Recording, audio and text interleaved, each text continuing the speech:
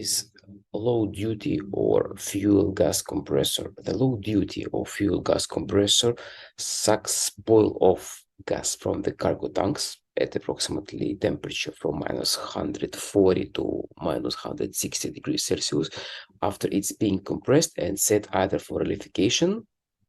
So liquid will go back to the cargo tank or will go into the dual fuel engines as a fuel, or also can be directed as to GCU, to gas combustion unit, in case that it's needed. At meantime, GCU can run by free flow, such called free flow, so without compressor, but the capacity in this case will be limited. Vapors are collected from a header.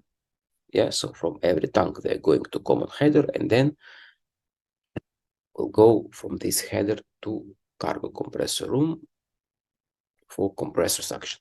What is high duty compressor or vapor gas compressor? So high duty compressor is used only during a loading operation, when we need to send ashore vapors which will generate during loading. So once we are empty, we will have a huge room for generation of the vapors. And in this case, we start high duty compressor and send these vapors to shore facility.